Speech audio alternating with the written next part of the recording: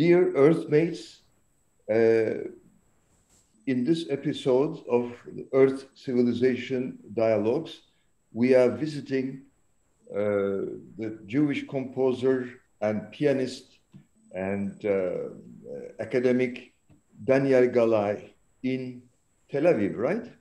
Right, I'm Tel Aviv. Yes. And we met some years ago in Jerusalem. Right. There was this Mediterranean Poets Festival, and I was invited, and we met, and Right. we even co-created a chamber opera. Right. Dancing Anne Frank, and it was right. That you prepared the libretto, and it was something very original because the libretto was in English, and I composed the music for a singer, pianist, and dancer. The yes. dancer gives the dimension of theater style. It's not an abstract dancing, but it was theater dance. And then people could feel in each chapter of 15 chapters the different development of the piece. And I think that we did a nice work, yes, and meaningful. There are 100, I don't know, perhaps 100 of works about Anna Frank. Yes, she lives in films and so on and so on. We did something very particular, and I feel great with it. So am I. Thank you so much. You, Daniel Galay, recently you were awarded a prize for your music and works. Would you mention that, please? Yes, it was a prize for my works devoted to Jewish and Yiddish text that I composed works. It was for my music to Yiddish and Jewish text because my musical production has different aspects. Yes, it has some music that is more abstract, more contemporary, and there is some music that I call it more Jewish music that maybe with contemporary techniques, yes, but it's part of a whole corpus of works devoted to the Yiddish language and Jewish culture, yes. And I'm very much inspired about it because I speak Yiddish and I write text in Yiddish. Then the language lives in me as music and as poetry, as theater. And in these days, I'm also conducting courses to read Yiddish plays, yes, my own and from other authors. And it's very nice. Mostly Americans are participating, but I think that I will do it in different countries, as I did also with my intonation courses. My intonation courses concentrated in Yiddish intonation is to give the possibility to people to be aware what is the melody of Yiddish, what is different in relation to other melodies. And I giving these courses and I feel each time more sure because I have more experience and I help the people until the people start to help themselves. Mm-hmm. Because each language has his melody, and the Jewish melody is different. I will not explain why, but I help to the people to know where and how they have to emphasize the stress part of a sentence, yes? People can feel it, but I make it more strongly, more clear, then people feel more sure, more confident with themselves when they speak. Mm-hmm. And your life began in Argentina, if I Right. were My you in Buenos Aires. right. I was born in Buenos Aires. My parents came. My father from Poland, and my mother came from Bukovina, that is Romanian. They met there, and we are three brothers. One of us is not anymore. And since my father was a tailor, but also an actor, my two brothers played and they play Yiddish theater and in other languages too. Our house was a very warm house with a big family, a broad family, and Yiddish language was very present there, and Spanish too. Yes, Spanish at the street, in school, at every place. So your love for drama, opera began in the family in a way, your interest. Yes. For when we have a gathering of the family, the children were in one room and our parents were in another bigger room sitting. They used to sing, and the sing was very the solo singing. For example, one person used to sing some particular songs, another was singing with the air, and my father used in these gatherings to make recitation, a recital from very famous Yiddish writers for the family. Yes, it's a little strange when I think now to bring a little theater for the family, but people like it and he liked it too. For him was like an exercise because the art of to recitation, it's intimate art, yes. And if he had an opportunity, he used it. I help him also writing text when he has to prepare a role from a big play. He asked me to write it down with my handwriting in a very small format that he can put his role in the pocket. And when he was traveling in the bus and the tramway and in other ways, he could very easily take it out and study a little bit his part to memorize it. And I was writing it. I felt that this is my contribution to Yiddish theater. I was a child, 10 years, 11 years. Wonderful. When did you move to Israel? When I was 20 years, I was in a movement, in youth movement, and the idea it was to move to Israel, to build an own Jewish country. And I came, and my brothers came, also my parents. I was 20 years, full with energy. I went to one kibbutz, another one. Kibbutz is a collective community, and I liked it very much. But in some moment, I wanted to study composition. Then I went to Tel Aviv, and I started my composer career. I studied also in the States, and I'm composing frequently as a part of my life to compose music, sometimes more contemporary abstract, but also folk music and klezmer music. I'm composing a lot. This is, I need to do it to feel that something is growing in me and I'm connecting with my people. Yes. And your family, your daughter, uh, she is also in. Musician, yes. Yes. My daughter, my son, they both played.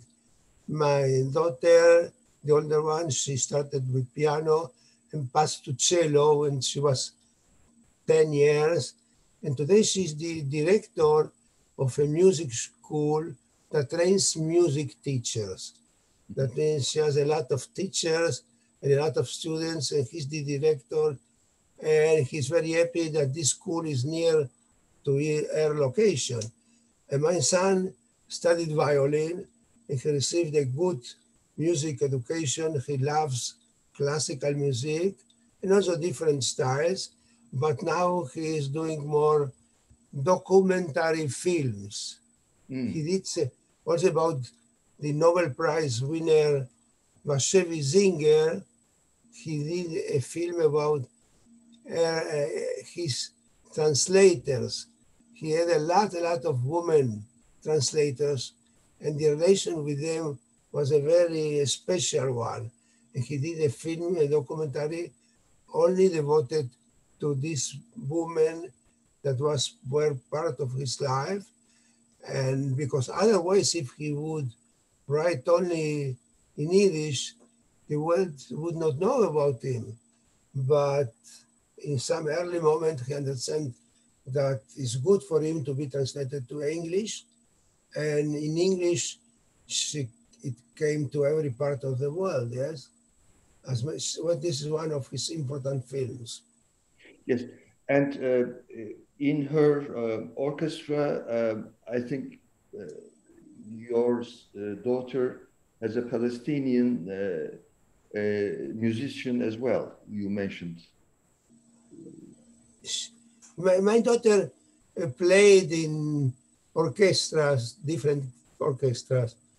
Also, I think in a Israeli-Palestinian orchestra with young musicians that were there.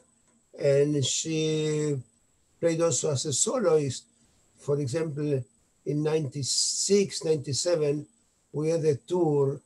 We played in Czechoslovakia, in Hungary, and in another country, in Croatia.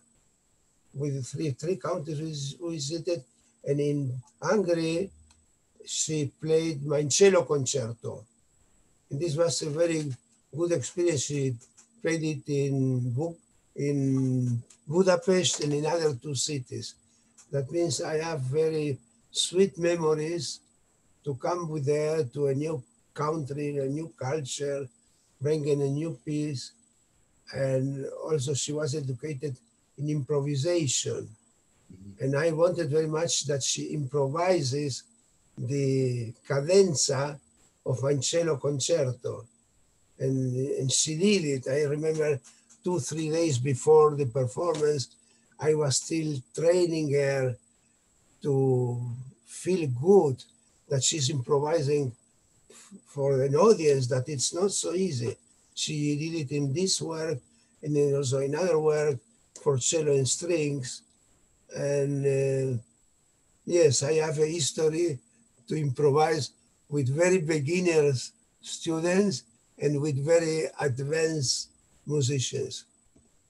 Yes, and we have mutual friends. Well, thanks to you, I met Vladimir Bogdanic in Croatia, Zagreb. Right. And then Vedat Akdamar, the publisher in Istanbul, we were together for the Earth Civilization project. We had a meeting in Istanbul with your wife. Right. My wife is a lawyer, and she helps us, she supports us, and it is because for an artist, he has not only to create, he has also to promote his work. And this is a social activity, a logistical one. Sometimes for one person is very hard. And if your person, your wife, is helping you, things are becoming easier.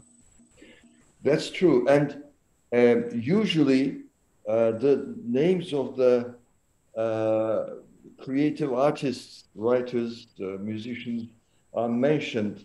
In addition to that, logistics, my wife, Füsun, for example, you know, and in your case, Hannah, right. their names should be also, you know, mentioned as logistics support. Yes, yes, it's very important because today also with the technique, with the internet, you have to be very aware to to know what you compose and also to bring the right composition to other people. It's sometimes hard, yes, but you do it. You do it because you want that your works will arrive to the right musicians and orchestras and conductors. Yes. Is there an international institution, an organization of opera composers and librettists? I don't know. If is there one? If there isn't one, let's initiate one. Why not? No, I'm initiating other things that I can tell you, but to initiate such a thing, it will be nice to have, yes, but each opera house has his situation, his status, and so on. And to create if you are very strong, that means if you are able to do it, do it. But I, by myself, I'm trying to do two things now. The first one is a lot of people understand Yiddish, but they are afraid to talk, or they can talk, but don't have opportunities. I started now a project to give the possibility to Jewish people or non-Jewish people to speak in Yiddish via Zoom. Yes, you can connect to everyone. And also in the theater field, I started a Zoom theater, and perhaps sometimes we'll speak about collaboration, about that, Yes. because in this moment, I'm giving also a course in New York via Zoom about reading plays, in particular one act plays of different authors, and also mine own work. And in particular, I try to help in the intonation, in the right intonation. But I hope that in some moment COVID-19 will go away, and this Zoom activity will help just to play at the stage face to face, yes? And this I'm doing it right now in Yiddish, but we will have also to translate our works in order to put them in YouTube with the translation mostly of English, that other people can enjoy it, because Yiddish people that understand Yiddish are a minority. And I think that we can collaborate in your own plays, playing them in English and with actors and friends from all over the world, you know. Then you are doing an activity that is creative, you can discuss the work, you can create an audience, because we in every place we need new audiences that are more critical and intelligent and look for new, they look for a mirror of our new society, which it's with its problems and its necessities. And I think that this project can be not only in Yiddish, can be in English and in other languages. It's not complicated. You don't need a lot of money. You need the people that want to do it and enjoy to do it. Yes, I agree with you. I agree with Fine. you. What would you like to suggest or advise to young musicians, and what would you like to say, Earthmates? Yes, I have some central idea that can be combined with your worries for the planet, yes, And today we are talking so much about the problems of the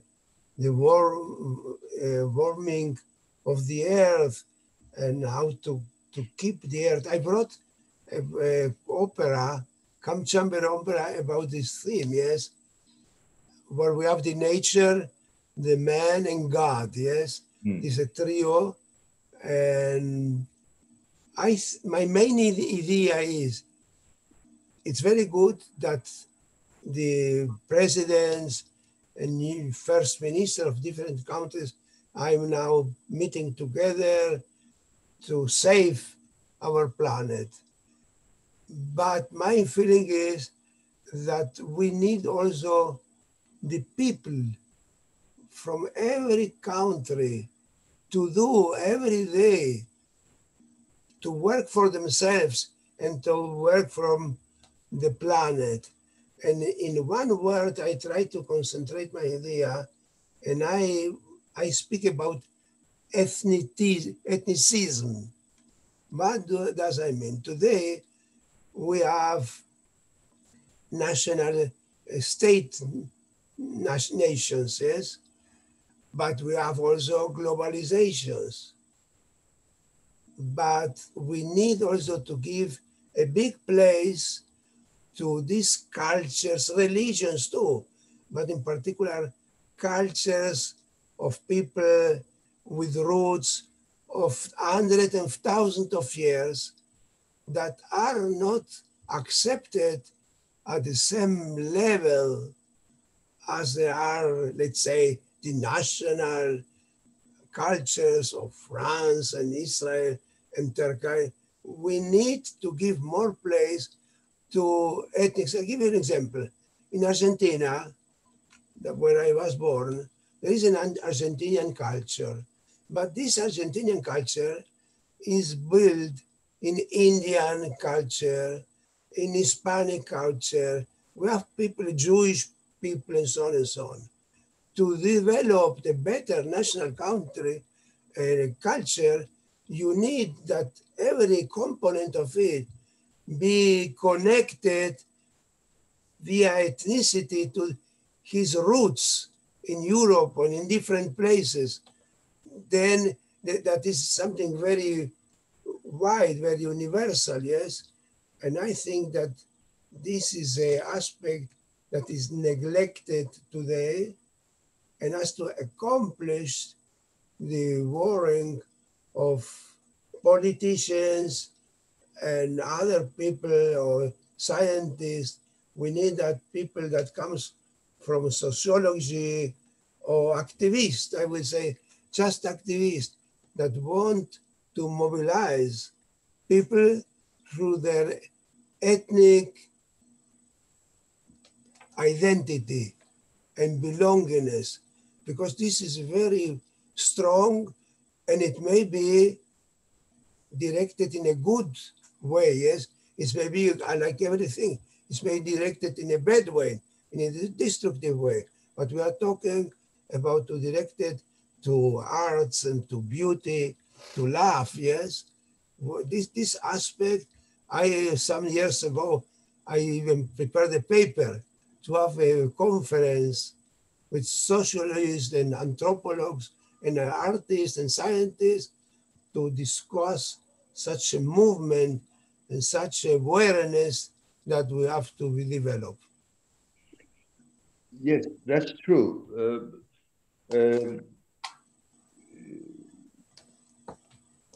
People can be divided into two groups in a variety of ways. And from your wonderful perspective, we can divide people into two again: those who are open to differences and learning and Right. cooperating, and those who are afraid of differences and they want to crush the different uh, cultures, etc.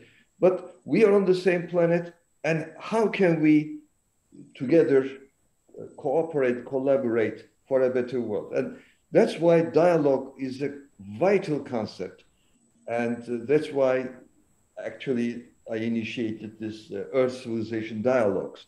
I We need to remember. listen. And usually freedom of expression is much valued. It is true, we must cherish that value, but duty to listen should be added to it. If we don't listen, freedom of expression is no good if nobody listens. Right. The basic, the life is complex, dynamic, but there are also very basic things that we need to, you know. To strange, Yes, to yes, yes. strengthen, yeah, the conscientious of dialogue, of to listen to other one, because otherwise you cannot build anything. Yes. True. Building something takes effort, knowledge, a lot of hard work. Destroying is so easy and bitter. It's um, and so to young musicians, what else would you like to say? Is there when it comes to Yes. composing? Yes. I look. What I can say is that sometimes we had an image of young musicians and young people, and we automatically think good things. That means that they are representing the future, they are representing a lot of energy and freedom and so on and so on. But it happens very frequently that young musicians and youngsters in general, they have in them already all the complexities and stress that is in our contemporary world. And it's for them very hard to think openly and to think creatively because they are contaminated from our modern world. And I suggest that we try from these young people to have a few of them that will be the leadership that are able to think, to criticize, to take responsibility for their lives and for our planet. Yes, we have to work with few ones, with one and with the second and the third, in order that they will bring their voices to their societies and make that other people follow them. Yes, this is a very hard work. I'm doing it too, and sometimes I'm very disappointed how hard it is. But meanwhile, I'm not giving up. I say, let's try again. Let's try again. Let's find one more until we have a group, because one is not enough. You cannot have one leader. One leader is nothing, but you have a group that is good and knows what they want, then you can change very much. Yes, I believe in it, but we have to be careful. Youth is not automatically all what we think that is youth, but other things. And of course, we have to bring them, to connect to them, to change our world for better. That's true. You mentioned taking responsibility. That is a key point, really. Most people, unfortunately, they tend to simply criticize, they complain, but okay, what are you doing? Right, That right. is a good question. And becoming an adult means not only speaking, but also taking responsibility. And that's one of the key things. And Yes, yes. uh, And there is the responsibility for yourself, and it's the responsibility for you, the world, for your yes, society. It's yes, different. Perhaps that some persons are very responsible. They know to work and they know to organize their lives and so on. And when it comes to society, they think, oh, it's too complicated. It's no, for me, I'm not a politician. No, everyone has to be a politician I in a agree. that he thinks about society and is not afraid to say something. Mhm. First of all, to try to understand what is going on. That is not easy. And after that, to take a position and to work on it, yes, because it's not enough that you go one every 3-4 years to the elections and you put your vote. You have every day to do something for a better, nicer society. Exactly. Thank you so much uh, for this conversation, for this interview. We are together, and uh, we have a lot more to do. Right. Thank you Together. for this. Thank you for this opportunity. We are together. Right.